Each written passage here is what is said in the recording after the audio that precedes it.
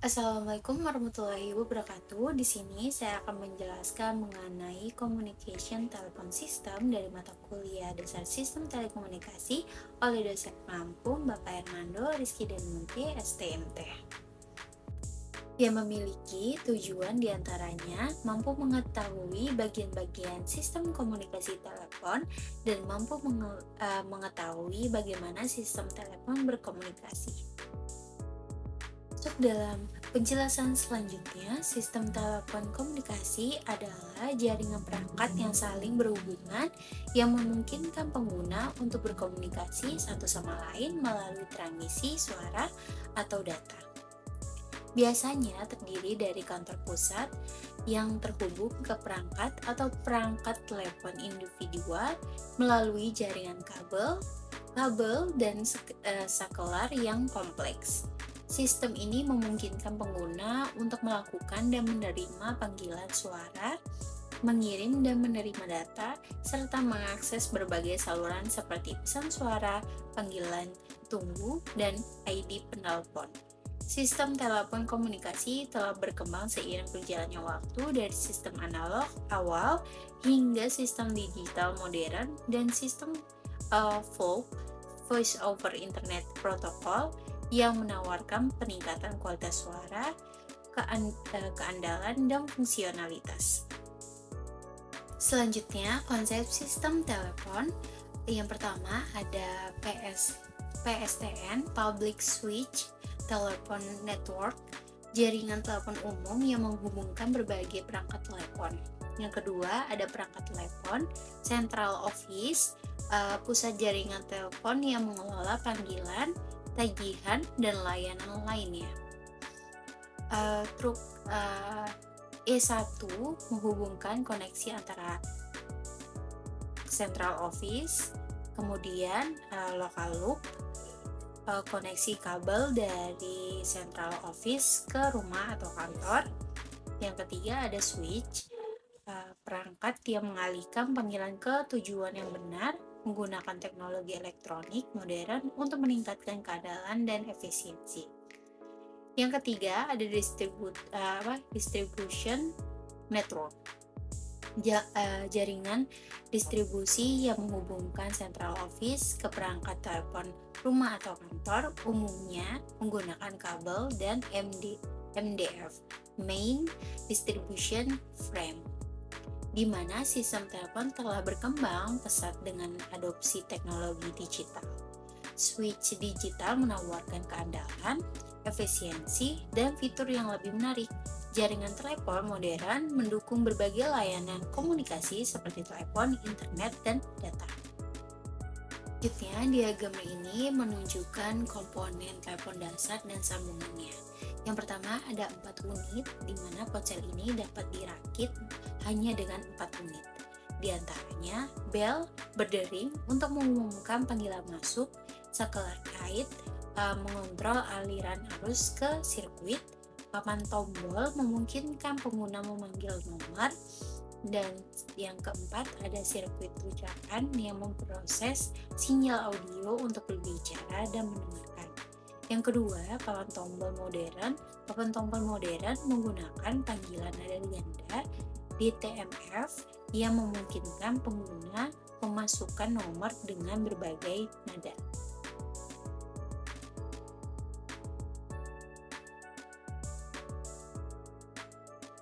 Selanjutnya, yang ketiga ada sirkuit pidato yang menyesuaikan tingkatan suara dan mengisolasi mikrofon dan speaker untuk memastikan komunikasi audio yang jernih.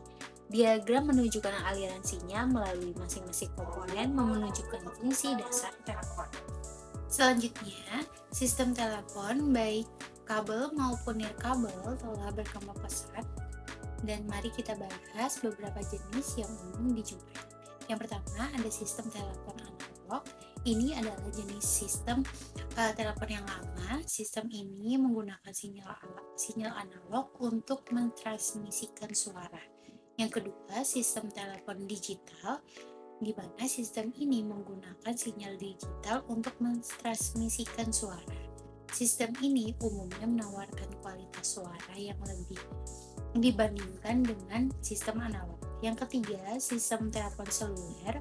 Sistem ini menggunakan jaringan seluler untuk mentransmisikan suara. Sistem ini menggunakan beberapa kemungkinan pengguna untuk membuat dan menerima panggilan dari lokasi manapun di dunia. Selanjutnya, sistem telepon analog merupakan sistem telepon pertama yang ada di dunia. Sampai saat ini masih banyak negara yang menggunakan sistem ini. Namun, seiring perjalanan waktu, sistem ini akan digantikan oleh sistem digital karena semakin efisien. Lalu, apa saja komponen dalam sistem telepon analog? Yang pertama, ada mikrofon, alat yang mengubah suara kita menjadi sinyal listrik. Yang kedua, receiver, alat yang mengubah sinyal listrik kembali menjadi suara. Yang ketiga, ada sistem transmisi, sistem yang mengirimkan sinyal listrik dari mikrofon ke receiver. Yang keempat, ada sistem switching dan signaling, sistem yang mengatur koneksi telepon dan mengirimkan informasi penting seperti nomor telepon. Selanjutnya, kita akan membahas tentang komponen dan cara kerja sistem telepon. Sistem telepon terdiri dari dua bagian utama. Yang pertama ada sistem transmisi, di mana fungsinya untuk mengirimkan sinyal suara dari suatu titik ke titik lainnya. Cara kerjanya, sinyal suara diubah menjadi sinyal elektronik. Sinyal elektronik ini kemudian dikirimkan melalui kabel atau jaringan nirkabel. Sinyal diterima di titik tujuan dan diubah kembali menjadi sinyal suara. Yang kedua, sistem signaling dan switching. Fungsinya untuk menghubungkan panggilan telepon dan mengontrol aliran sinyal suara. Cara kerjanya, ketika Anda mengangkat telepon dan menekan nomor, sinyal elektronik dikirim ke pusat switching. Pusat switching kemudian menghubungkan panggilan Anda ke nomor tujuan. Sistem ini juga mengontrol aliran sinyal suara selama panggilan berlangsung. Pada gambar ini kita dapat melihat dua pusat switching yang berfungsi untuk menghubungkan panggilan telepon. Kabel bawah tanah digunakan untuk mengirimkan sinyal suara dan jarak pendek. Kabel serat optik digunakan untuk mengirimkan sinyal suara dalam jarak jauh. Dan rumah mewakili perangkat penerima sinyal suara. Yang kesimpulannya, sistem telepon bekerja dengan mengubah sinyal suara menjadi sinyal elektronik dan mengirim sinyal ini melalui kabel atau jaringan nirkabel. Sistem signaling dan switching kemudian mengubah panggilan telepon dan mengontrol aliran sinyal suara. Sistem ini merupakan bagian penting dari komunikasi modern. Selanjutnya, kita bahas peran penting dalam sistem telekomunikasi. Yang pertama, ada mikrofon. Mikrofon adalah perangkat yang mengubah getaran suara di udara menjadi sinyal listrik. Bayangkan seperti mengubah suara menjadi kode yang bisa dipahami komputer. Yang kedua, penerima melakukan hal sebaliknya dari mikrofon. Ia mengubah sinyal listrik kembali menjadi gelombang suara seperti yang dilakukan oleh speaker. Yang ketiga, ada sistem transmisi, di mana sistem transmisi ini adalah seperti jalan tol bagi sinyal listrik. Ia mengantarkan informasi dari mikrofon ke penerima dengan aman. Selanjutnya, yang keempat ada sistem penghubung dan pengaturan, di mana sistem ini mengatur lalu lintas sinyal. Ia memastikan semua komponen terhubung dengan benar dan sinyal sampai ke tujuan dengan lancar. Dan di mana singkatnya sistem telekomunikasi ini menggunakan berbagai peran untuk mengirimkan informasi suara dari suatu tempat ke tempat lain. Mikrofon mengubah suara menjadi sinyal, penerima mengubahnya kembali, sistem transmisi mengantarkannya, dan sistem penghubung memastikan semua berjalan lancar. Selanjutnya, sistem telepon digital. Yang pertama, meskipun Deskripsi tentang sistem telepon analog memberikan gambaran yang akurat tentang prinsip-prinsip sistem telepon saat ini. Kenyataannya, sebagian besar panggilan telepon saat ini sebenarnya adalah panggilan telepon digital. Yang kedua, pada sistem telepon digital, kedua ujung panggilan bersifat analog, sedangkan bagian tengahnya bersifat digital. Konversi dari analog ke digital dan sebaliknya dilakukan dengan cara yang membuat kita tidak dapat mendeteksi adanya konversi tersebut. Yang ketiga, meskipun sistem telepon analog secara bertahap diubah menjadi digital, input dan output, sistem masih tetap analog. Hal ini dikarenakan pengguna akhir sistem tetap berada di manusia yang hanya mampu memproses informasi analog. Konversi analog ke digital dalam telepon. Pada saat ini kebanyakan panggilan telepon menggunakan sinyal analog dari rumah hingga ke kantor pusat. Konversi analog ke digital dan digital ke analog dilakukan di kantor pusat. Di masa depan, sistem telepon akan menjadi digital sepenuhnya. Konversi A per D dan D per A akan dilakukan langsung di perangkat telepon di rumah. Untuk proses konversi A per D, di mana sinyal analog yang merupakan bentuk gelombang suara disampling dengan frekuensi tertentu. Hasil sampling tersebut kemudian dikuantisasi menjadi sejumlah level dan setiap level diberi kode biner. Kode biner ini digunakan untuk mewakili sinyal analog sehingga proses konversi dari analog ke digital selesai. Proses D per A juga sudah dijelaskan secara singkat. Kode biner yang dihasilkan dari konversi A per D diubah kembali menjadi lebih kuantifikasi. Level kuantifikasi ini kemudian digunakan untuk membangun kembali bentuk gelombang yang mirip dengan sinyal analog asli. Yang dapat disimpulkan, konversi analog ke digital dan digital ke analog merupakan proses penting dalam sistem telepon. Konversi ini menggunakan sinyal analog diubah menjadi format digital untuk proses pengolahan, penyimpanan, dan transmisi data. Selanjutnya, untuk suara, kita mengingat bahwa frekuensi pengambilan sampel standar adalah 8000 Hz. Jumlah standar level kuantisasi untuk sinyal audio adalah 256 yang membutuhkan 8 bit. Jadi, laju bit untuk panggilan telepon digital adalah 80.000 dikali 8 sama dengan 64.000 bit per detik, atau sama dengan 64 kbps. Ini adalah laju bit yang akan mencapai pusat kantor jika konversi A per D dilakukan di dalam telepon di rumah. Karena banyak panggilan tiba di pusat kantor, semua dapat digunakan dan dialihkan ke pusat lain untuk di routing ke tujuan, menggabungkan banyak saluran dan mengirimkannya secara bersama melalui satu jalur transmisi tunggal disebut multiplexing. Selanjutnya, salah satu keuntungan dari transmisi digital adalah setelah proses digitalisasi, semua jenis informasi akan diubah menjadi bentuk bit. Hal ini memungkinkan sistem tunggal seperti sistem telepon untuk digunakan dalam membawa panggilan telepon, data internet, atau data lain dengan kecepatan bit yang sesuai. Nah, sistem telepon seluler berbeda dari sistem sebelumnya karena menggunakan udara sebagai media transmisi, bukan kabel. Jadi, komunikasi antara ponsel dan BTS (Base Transceiver Station) menggunakan gelombang radio melalui udara seperti pada sistem analog dan digital. Sinyal dari ponsel akan ditransmisikan melalui gelombang radio ke BTS, lalu sinyal tersebut akan diteruskan ke MSC (Mobile Switching Center) dan memungkinkan juga ke kantor pusat telepon melalui kabel.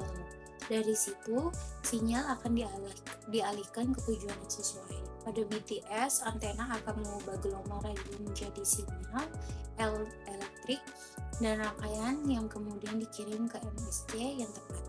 Selanjutnya, pada gambar ini menunjukkan konsep seluler dalam jaringan telekomunikasi, di mana penjelasannya gambar ini menggambarkan sebuah jaringan seluler yang terdiri dari beberapa sel hexagon, seperti setiap sel memiliki base station BTS di tengahnya yang berfungsi sebagai pemancar dan penerima sinyal. Base station ini memiliki jangkauan terbatas yang disebut dengan sel. Ketika seseorang melakukan panggilan telepon atau mengakses internet melalui perangkat seluler, sinyal tersebut akan dipancarkan dari perangkat ke BTS terdekat. BTS kemudian akan meneruskan sinyal tersebut ke BTS lain dalam sel yang berbeda jika pengguna bergerak ke area yang lebih jauh. Dengan cara ini, komunikasi dapat dijaga meskipun pengguna bergerak dari satu sel ke sel lain.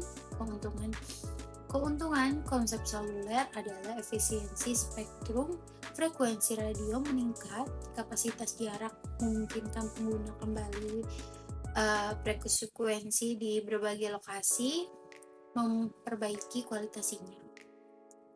Yang disimpulkan, konsep seluler merupakan bagian penting dari jaringan telekomunikasi modern yang memungkinkan kita untuk terhubung dengan mudah dan efisien meskipun dalam pergerakannya. Selanjutnya, sistem telepon seluler, dan kita akan mencari tahu bagaimana cara kerjanya. Bayangkan sebuah kota dibagi menjadi beberapa sel kecil. Setiap sel memiliki BTS base transceiver station atau stasiun dasar. Jika penggunaan berada di dalam sel, panggilan pengguna dilayani oleh BTS. Di sel tersebut, BTS akan mengirimkan sinyal ke MSC yang mirip dengan operator di jaringan tetap. Jika pengguna berpindah sel, panggilan akan dilimpahkan ke BTS dari sel baru. Proses ini disebut dengan handover. Handover ini idealnya berjalan tanpa pengguna sadari agar komunikasi tetap lancar. Tujuannya, sistem ini memungkinkan banyak pengguna menggunakan jaringan seluler secara bersamaan dan efisien tanpa mengganggu satu sama lain. Sistem telepon seluler memungkinkan komunikasi jarak jauh dan fleksibilitas tinggi berkat pembagian area menjadi sel-sel yang dikelola oleh BTS. Lanjutnya, bagaimana sistem telepon seluler bekerja? Di mana gambar ini menunjukkan bagaimana sistem telepon seluler bekerja. Di tengah terdapat 6 sel, masing-masing diwakili oleh heksagon berwarna yang dan sebuah tower. Sel-sel ini terhubung ke mobile telepon, switching office MTSO bertugas sebagai pusat kontrol untuk semua sel dan menghubungkan panggilan telepon seluler ke jaringan telepon tetap melalui Public Switched Telephone Network (PSTN). Di mana kesimpulannya, sistem telepon seluler menggunakan sel-sel yang dihubungkan ke MTSO untuk berkomunikasi dengan jaringan telepon tetap. Sel-sel ini menggunakan pengguna telepon seluler untuk melakukan panggilan dan menerima panggilan di area yang luas. Selanjutnya, pada gambar ini kita melihat sebuah tower BTS yang memiliki 3 antena yang mentransmisikan sinyal pada sektor yang berbeda. Sebuah ponsel mobile unit berkomunikasi dengan tower BTS menggunakan frekuensi tertentu. Ketika ponsel mengirimkan sinyal tersebut akan diterima oleh antena BTS dan diubah menjadi sinyal elektrik.